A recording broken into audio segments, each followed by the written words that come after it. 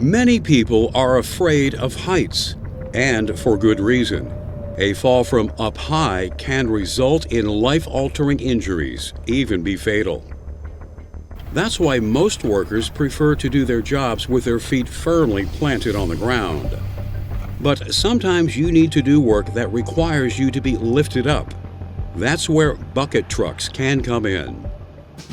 Bucket trucks are a type of aerial work platform that elevates employees to do work such as building maintenance, electrical repairs, and installing signs or lighting.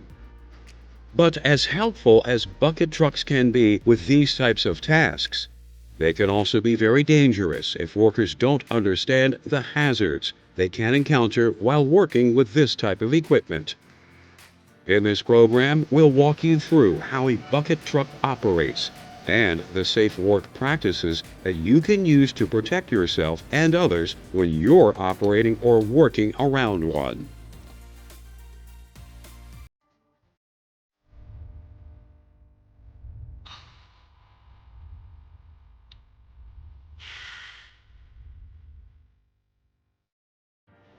Have you ever struggled to reach something on a tall shelf?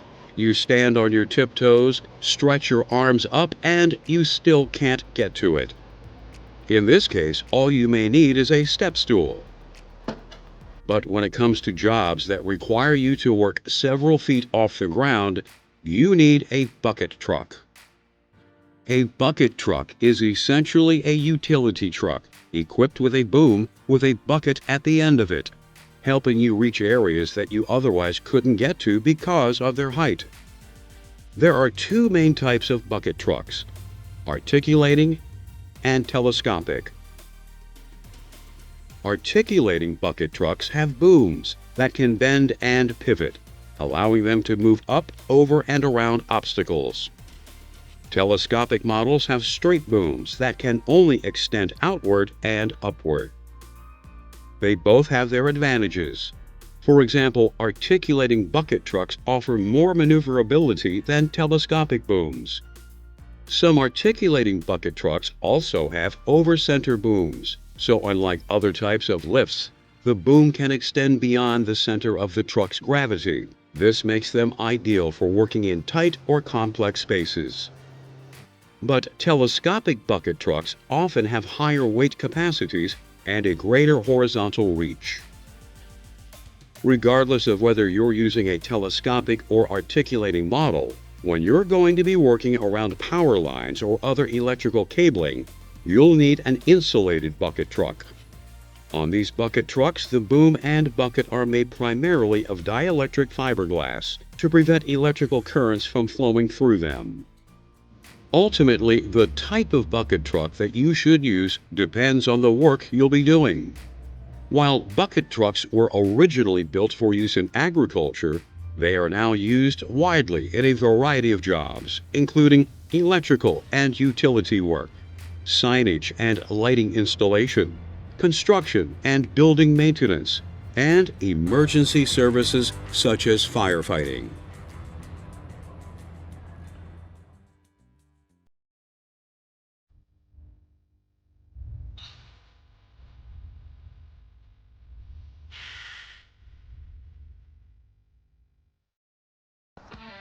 When it comes to bucket trucks, the golden rule is safety first. That starts with having a safe use program. The American National Standards Institute, ANSI, recommends that every program include written plans for site risk assessments, rescue plans, and employee training. So before you even think about operating a bucket truck, make sure that you're familiar with your company's safe use program.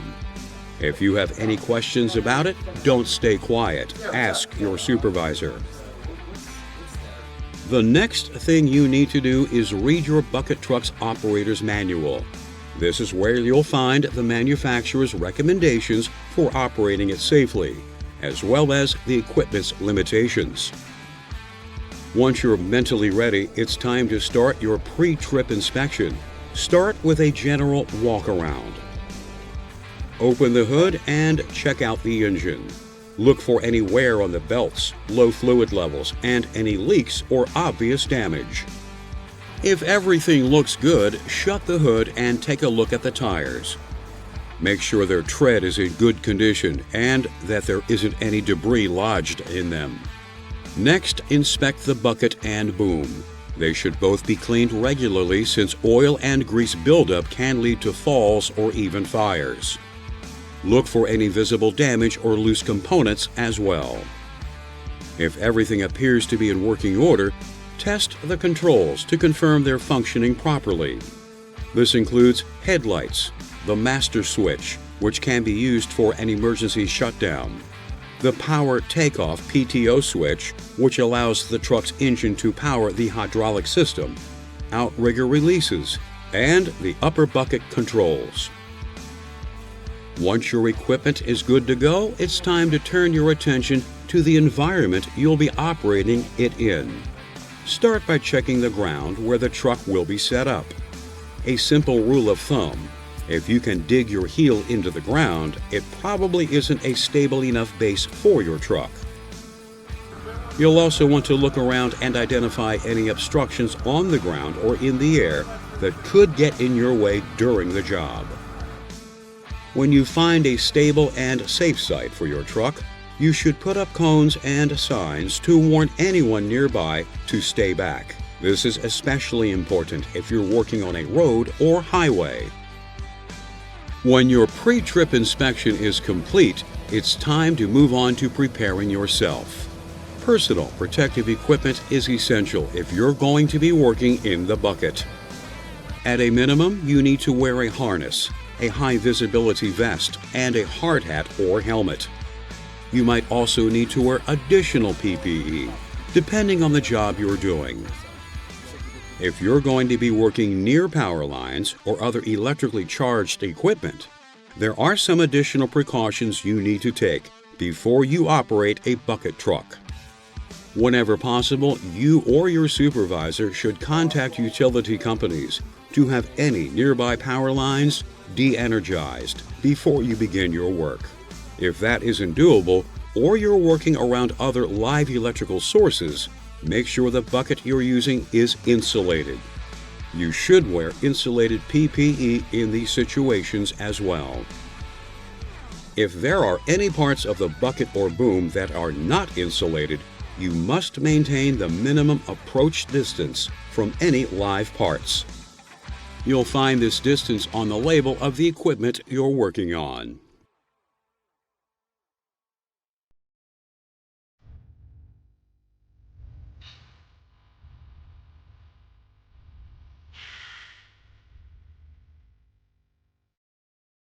From electrical work to building maintenance, bucket trucks can be useful for many types of jobs.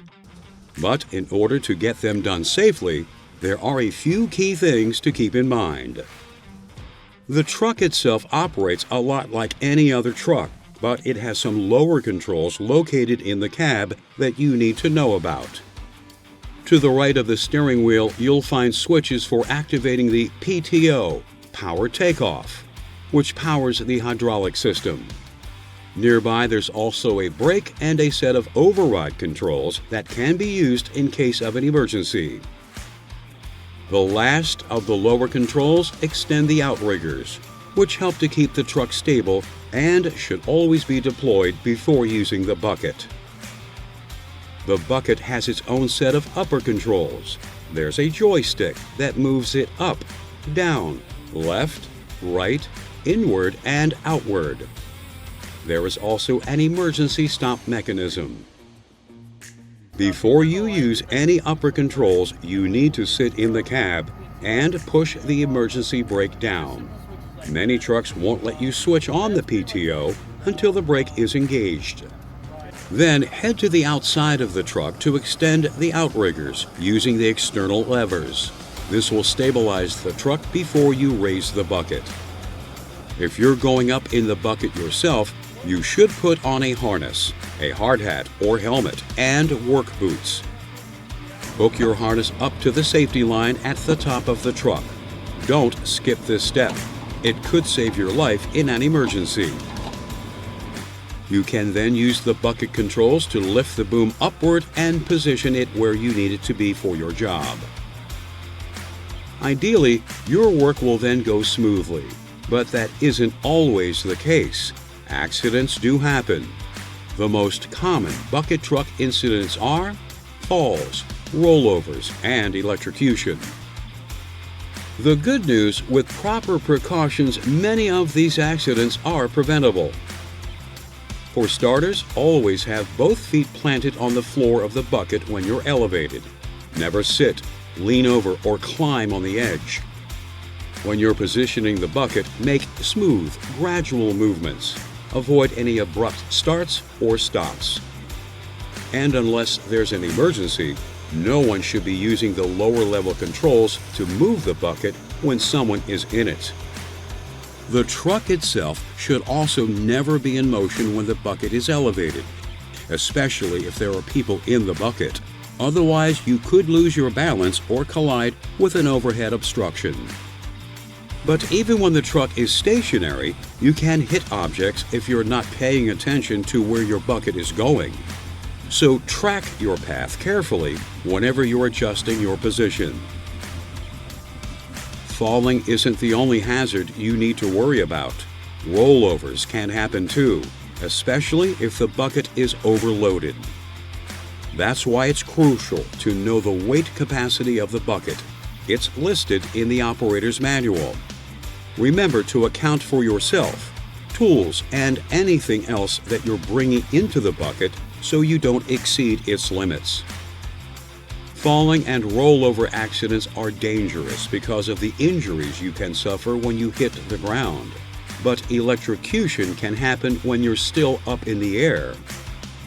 Unless you're using an insulated bucket and you are trained for electrical work, you should stay at least 10 feet away from power lines at all times. If you're unsure about maintaining this distance on your own, work with a spotter on the ground.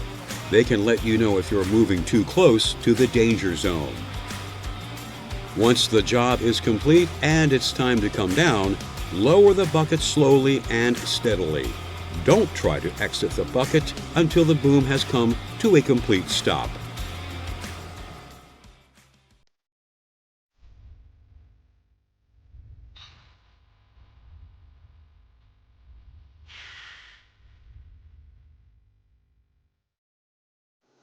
As you watch someone going up in a bucket truck, you might be glad that it isn't you who has to get up that high.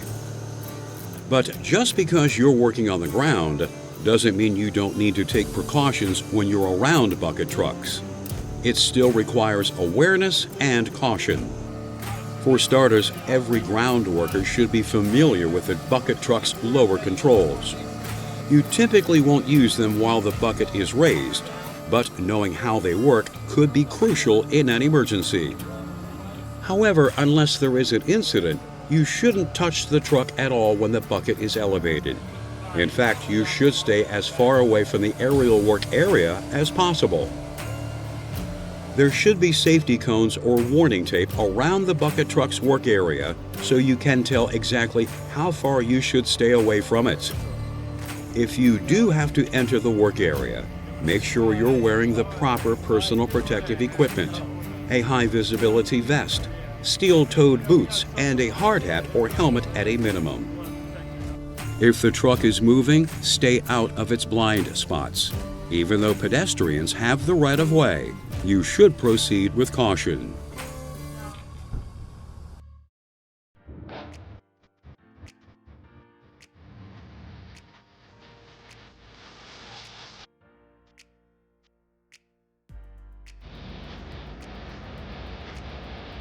Bucket trucks can be useful in many situations, but they can also cause serious accidents if you don't know how to operate them or work around them safely.